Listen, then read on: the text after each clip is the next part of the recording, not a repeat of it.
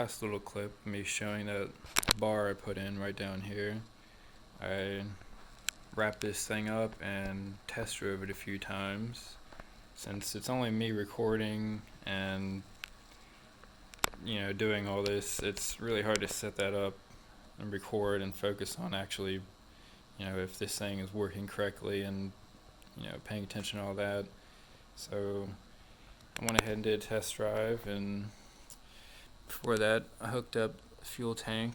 I just bolted it in the same place I had before with these pieces of strap, and since the tank is pretty much a little bit higher, well, about on the same plane as the carburetor,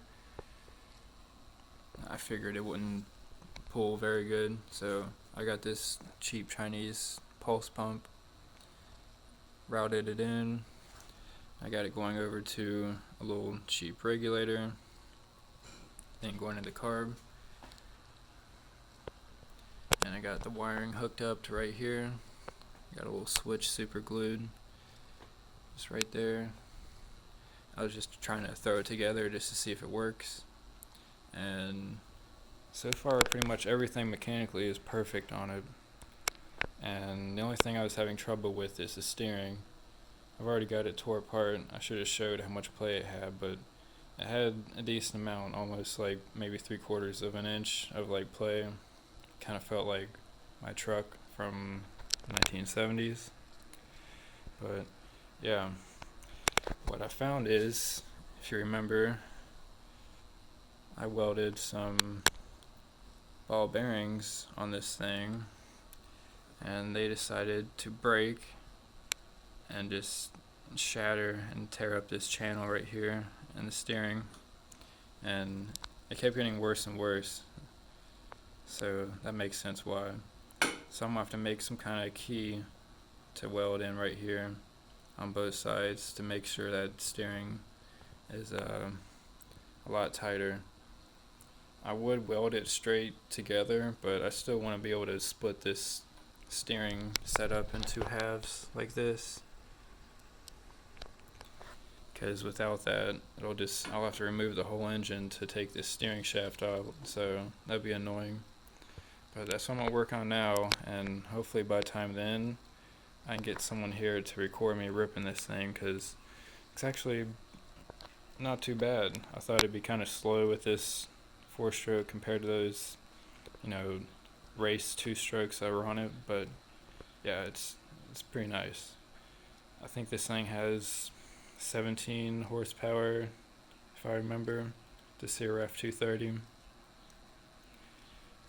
Yeah, for now, I'll quit talking and get something welded on there, because I want to rip this thing again.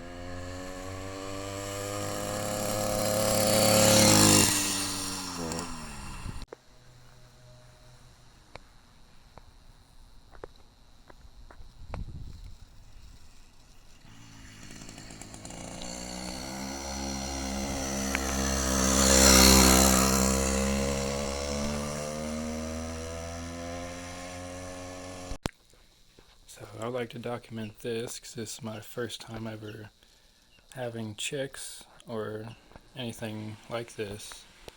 So I have a 40-gallon tub. I got that from Tractor Supply along with everything else, pretty much, the brooder and all that. But I'll show you setup. Right now I have, I'd say, 7-day-old chicks. The breed is a silver-laced Wyandotte, and he's doing pretty good. It's got some pine bedding. And at first, when I first got these guys, I guess they were pretty tired, and I got them home and they weren't moving around a lot, and after about 30 minutes they're kind of just laying down, so I left them under the brooder, and about 2 to 3 hours later they were up and moving around. So I'm pretty sure they were just really tired from, being just hatched and being at that facility. But I got them at a place called Mount Healthy Hatcheries, and it's not too big of a place, but it isn't like a farm or anything. It's kind of, in the city, if you want to call it. But I use this heater at night if they ever get, too cold or anything. And then I usually just keep that brooder above them right here in the middle, and I'll cover it with that blanket. And I'll come down and check them every about 5 or 6 hours, or probably more than that actually, because I don't sleep too well, and I'll just come down and check on them, and they never really show signs of being super cold. Like, they're never huddled together like in one spot shivering. They're always spread out. A couple of them are eating, drinking, so everything's going good so far. I definitely can see myself and want to, get a bigger flock and get ducks and geese one day, because I'm an animal lover at heart. That's what I thought I'd do before I started doing all this working on cars and building go-karts and stuff. I thought I would end up training dogs and animals, but I don't know, I just kind of went down the mechanical path. That's what I got obsessed with more. But now that I've got some more time and money, I can start messing with these guys and start learning about them. So I'm also on just on a learning kick as well. I just want to learn and do everything I can right now for some reason, but that's not a bad thing. Last weekend I got about 220 feet of 2x4s, and I'm going to start building a little coop for these guys. And I plan to put it on wheels so I can move it around and not tear up one specific part of the yard. And I am kind of yard limited as well. I would have already went ahead and got ducks and geese and stuff like that, but I don't necessarily live in the country, and I have a neighborhood right behind my house, so I'd have to do some serious fencing, and I can't afford that right now. But yeah, about a couple days in, they started getting pretty active and crazy, and they'll jump around and just do chick things. A couple of them have a little bit of yellow up on their head right there.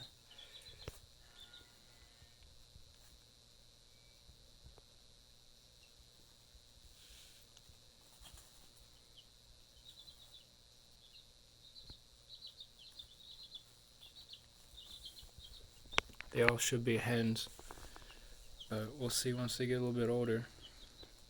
And if I do get a rooster, it won't be too bad. The only thing I'll be worried about is that thing, if he's a loud one. Because, of course, I got, like I said, that neighborhood right behind me. But if not, I'd be fine. And if he is mean and loud, then, you know, whatever.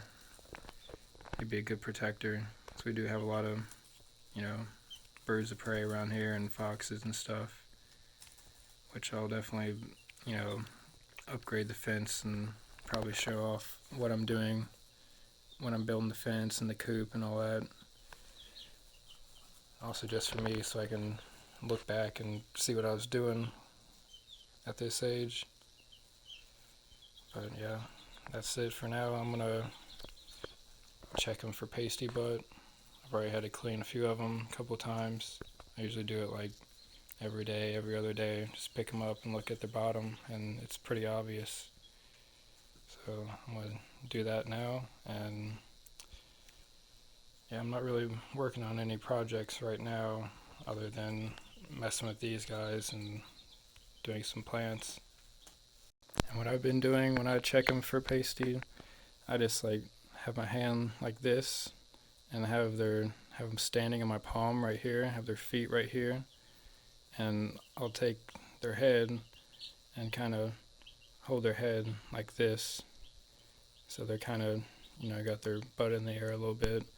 If I need to wipe them, you can just kind of pick them up and look at them like that and tell. But if you need to wipe them, kind of just hold their head down and hold their body with their butt up, and just use a warm, wet cloth to kind of, you know, get your fingers on it like this and just kind of pick at it, because if it's fresh, you'll be able to just kind of wipe it. But if it's been there for, you know, a little while, it'll be dried, and usually you'll have to kind of like pull some little hairs with them too, but that's okay, because if you don't, you know, wipe that stuff off, it'll, you know, back them up and they won't be able to poop anymore. But it's kind of cool. You can see all the little behaviors already. They're scratching at the ground and kind of doing a pecking order type deal. You can see they're starting to get feathers on their wing tips and some on their butt right there. That might be pasty butt actually right there. You can kind of see. That's what it looks like. So I definitely have to get him. But yeah, you just kind of hold him just like that. As you can see, it's got a little bit clogged up there. Just hold him just like that and start wiping. Another hobby I'm getting into is learning how to sew. I've got a simple sewing machine you can get from any department store, and I guess I can start off by saying when I was younger, I was really into, you know, old military gear and going into surplus stores and just buying everything I can, and that led to going into airsoft and stuff. And that was all before I started like working on these go-karts and cars. Like I said before, once I started working on cars and I was around 15, 16, I kind of forgot about all the military and airsoft stuff. And before, I just have this kind of Vietnam era gear running around with that stuff, and like stuff like this, suspenders and, you know, old surplus stuff, pistol belt, drop leg holsters. But as I'm getting older and learning what is actually useful and what I need for, you know, Civil War, revolution, you know, whatever's going to happen in this country, I started getting into like, you know, actual real gear.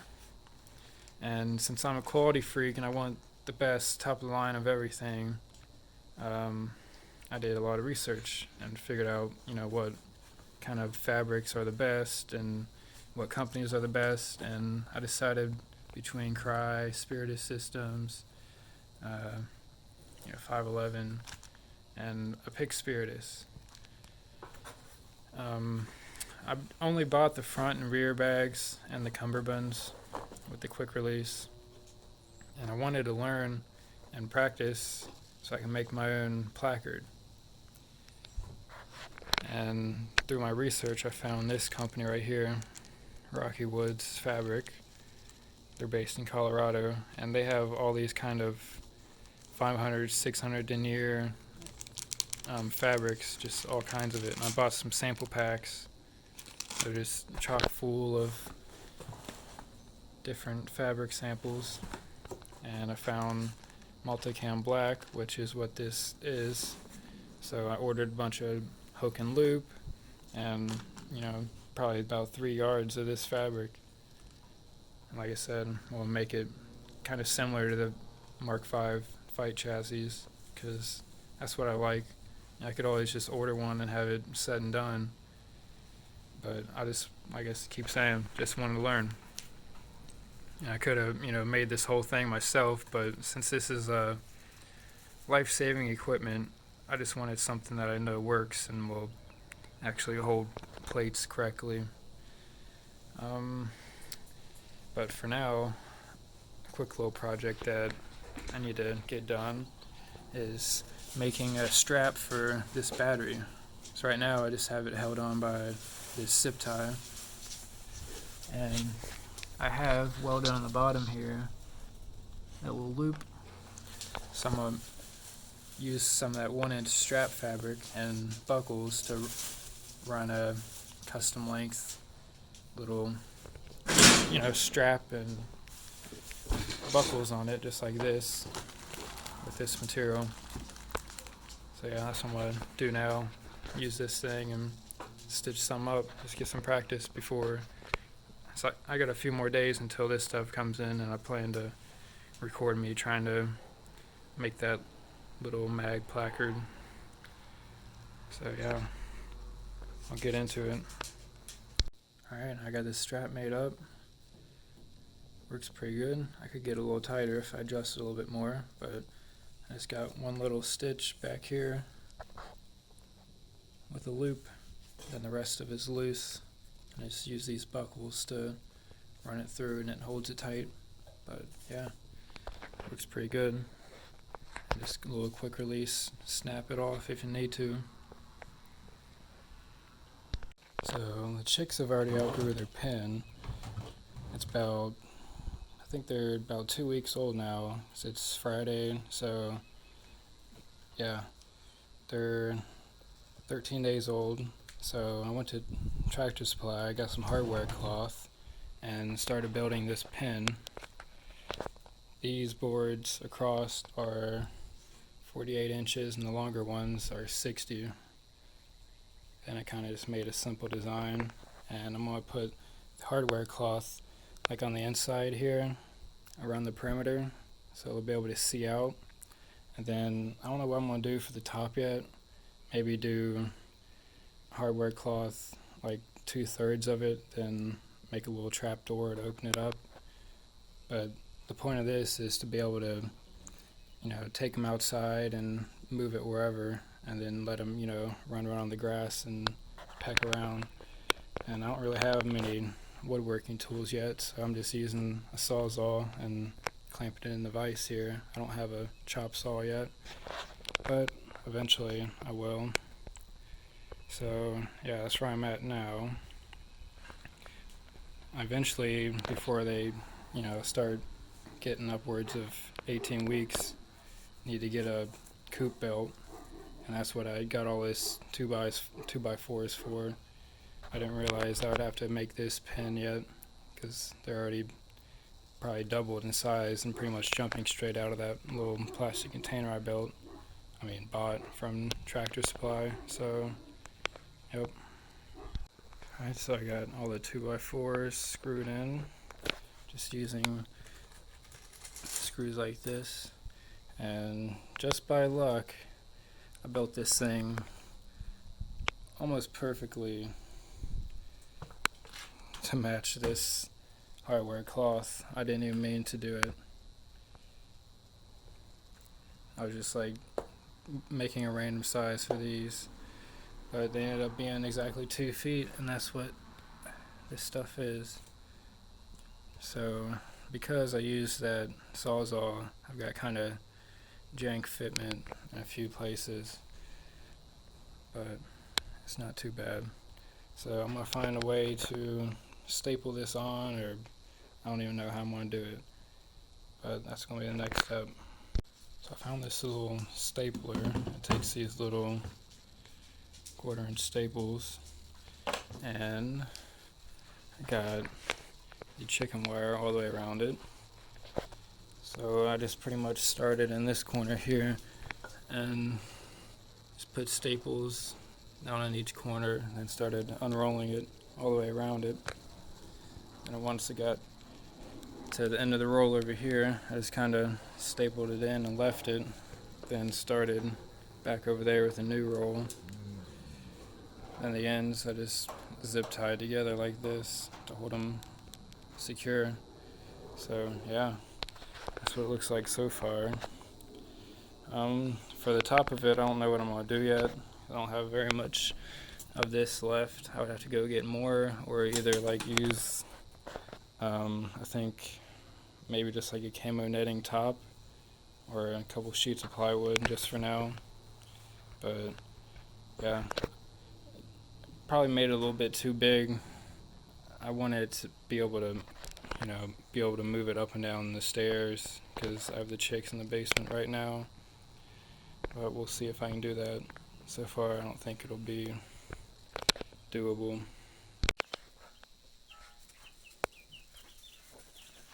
I made it down here with this thing, and yes, that's definitely a lot better space for these girls. Because as you can see, they're pretty much doubled in size, and they can jump and fly and land on the rim of this. So yeah, they're definitely ready for this move. So I'm gonna get them put over there and see how they react. I got their food and water set up, and so far they seem to be enjoying it pretty nicely. They did just have the zoomies and were flying around and jumping, but I'm sure they're pretty tired by now. Yeah, they're all doing normal things, eating, drinking.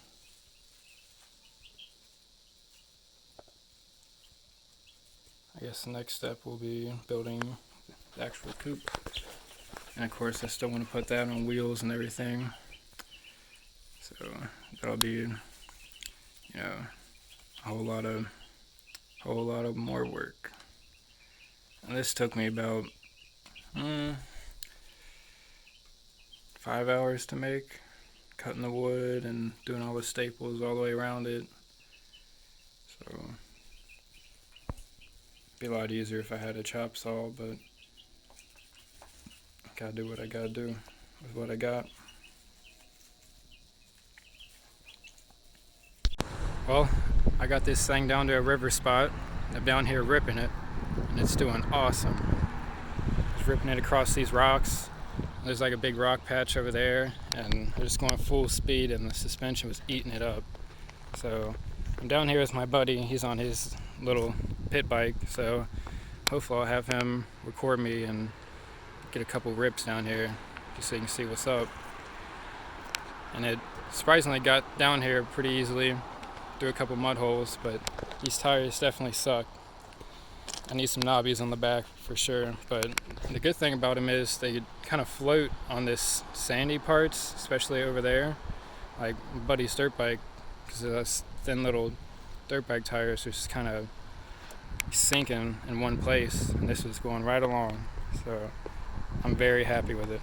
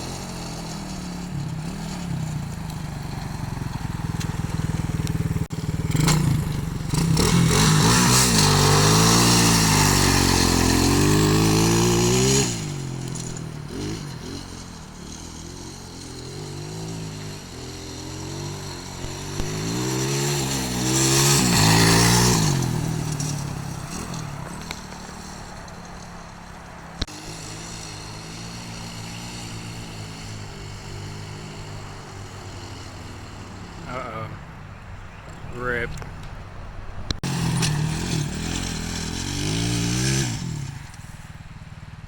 Ooh.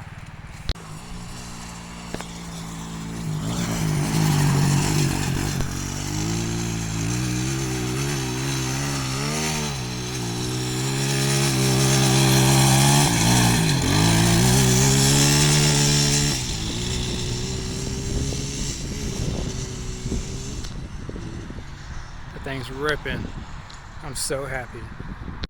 Dang, well, I was ripping this thing and it finally happened. I broke it. These bottom mounts, you can see this one, I didn't even fully weld. I just tacked it on with my flux core welder. Damn. Well, that's what I wanted. I wanted to test this thing and see how it would do. Yep, it's busted. So, I don't know how I'm going to get this thing back to the trailer, but yup. I need to go back and TIG weld everything. Yep, you can see it. I ripped a piece of that tube right out. Man, lesson learned. I got my buddy going back to the car right now to get an adjustable wrench. I might try to take this shock off and try to limp it back. I don't know how well it's going to work, but yeah, it was ripping pretty good. This is the funnest I've ever had with it. You just have this like super long straightaway right here, and then it goes up and around the corner, and there's like even bigger straightaway. You can get it up in the 6th, and it just feels like you're driving a friggin' trophy truck, hitting bumps. It's crazy. Super fun. Definitely worth it. And I'm just limping this thing back. It's hard to tell, but this side of the suspension is just drooped down, and it's impossible to steer. It's hitting down there in the tie rod right there. I can't steer it. My buddy's going to be coming in from down there. Tell this wheel is straight and that one's turned.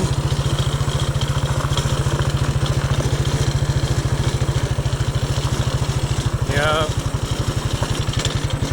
Cool thing is you can leave this thing in first gear. You don't even have to touch the throttle and it'll just cruise right along. That's kind of awesome.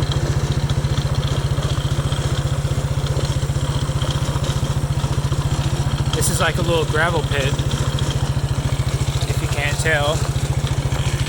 Little compactor right there. I don't even got to touch nothing, it's just driving itself. Despite this thing breaking, I'm very happy. This is just what I wanted. It's a beautiful day. But yeah, this thing's busted. I know what to fix now. I mean, that's what I really wanted, was to take it to somewhere like this and just beat on it until it broke. But with that shock only being tacked on halfway like that, I mean, of course it's going to break. Why wouldn't it? I just never saw it and thought about it before taking it out here, so that's where I'm at.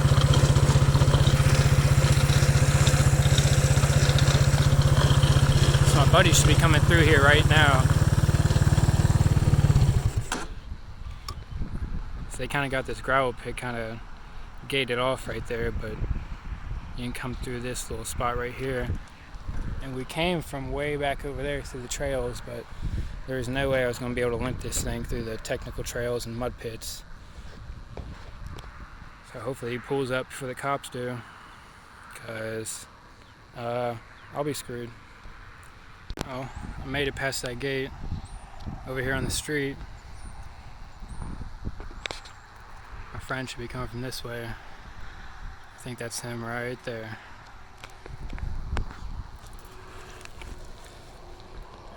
This thing's sad looking. I made it a good 200 yards though, so that's pretty cool. There he is.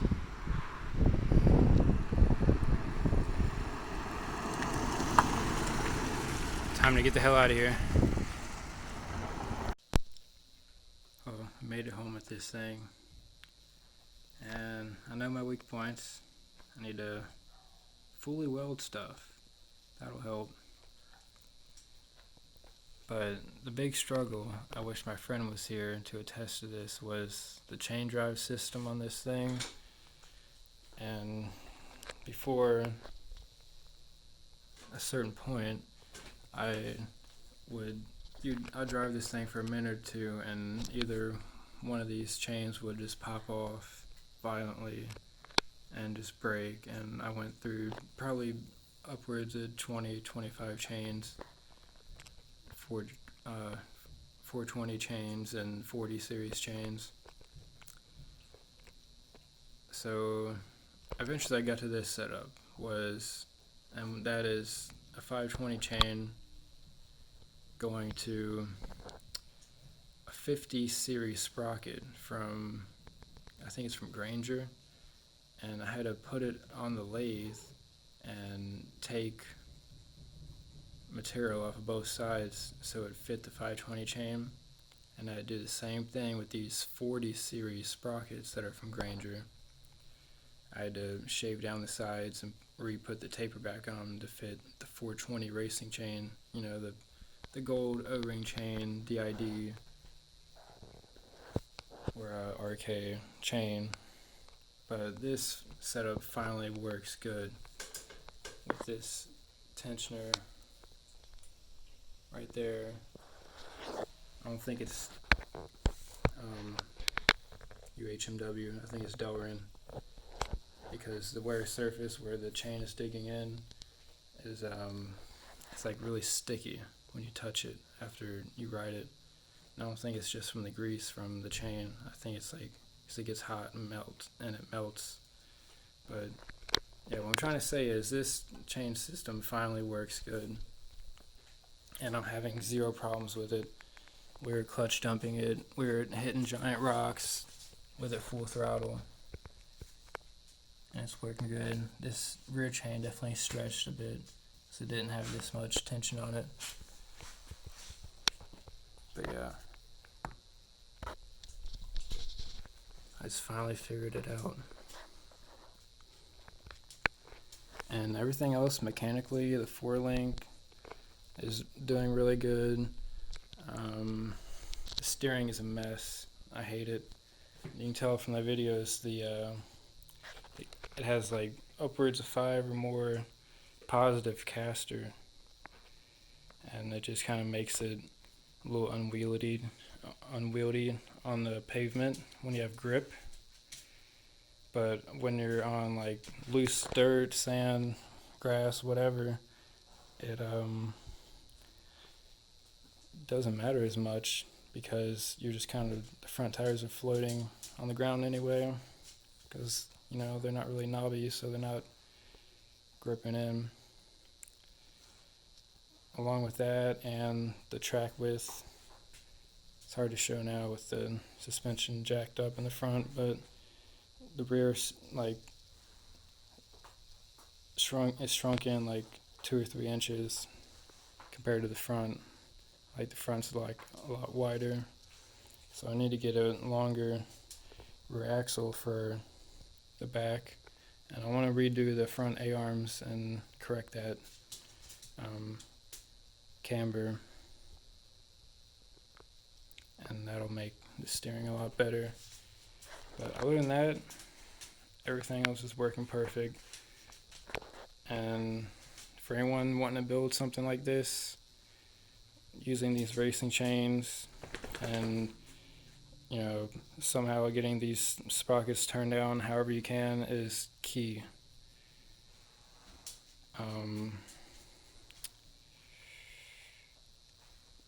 And there's another point I had. Oh, also, electric start is a big deal. Before, the other 2 motors, 2-stroke motors I had, an 85 and a 250, both were kickers, and that's all I did was sit there and kick them. And this electric start is just so awesome. It's basically like a quad. You just hop on it and go. And then if that shock wouldn't have broke, I still would have been ripping it for probably another hour. So yeah, I got a few things to improve, but I don't want to do this, redoing the front A-arms. They're not even A-arms, front I-beams for a while. I'm just going to keep the setup like it is and just have fun with it because it's running pretty good. Camera don't do it justice, but it's really fast. And yeah, before I do anything further than just getting this thing driving again, before I rebuild any front suspension or anything else, I want to get started on that yellow Corvette build, and want to put one of those Electro & Co. electric dirt bike kits on it, and them have a lot of horsepower, and it just be really cool. I want to have the build similar to the red Porsche that Grindhard did. Build a full custom tube frame, but on mine I want to put a little bit of simple suspension with a few inches of travel, so it's a little bit easier to ride in the yard.